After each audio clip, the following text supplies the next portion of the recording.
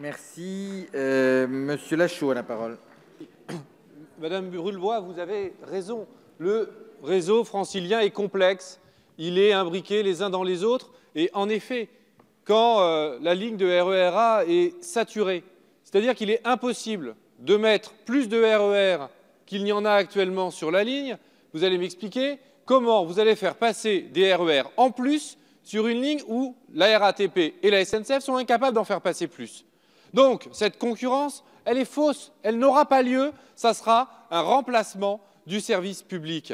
Et ce remplacement du service public, il a déjà eu lieu. Prenons l'exemple de la ligne de tram numéro 11, ce tram-train qui est en service depuis 2017 et qui est déjà privatisé parce que c'est une filiale de la SNCF qui l'utilise. Les salariés n'ont pas le statut de cheminot.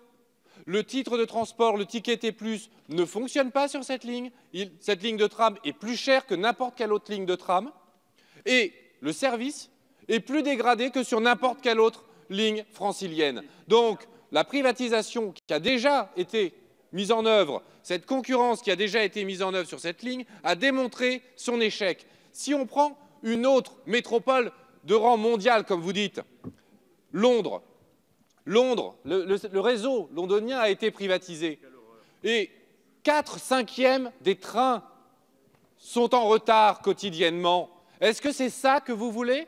Est-ce que vous voulez que la région parisienne s'effondre parce que les trains ne seront plus à l'heure, alors qu'aujourd'hui, si on regarde les taux de ponctualité, nous avons des taux de ponctualité supérieurs à 90% sur la plupart des lignes, malgré le manque de personnel, malgré la vétusté des lignes, malgré le fait qu'aujourd'hui, le RER B soit incapable de rouler convenablement à l'automne parce que des feuilles mortes sont sur les lignes, là où, dans les années 1980, les feuilles tombaient également, mais le RER roulait à la bonne allure.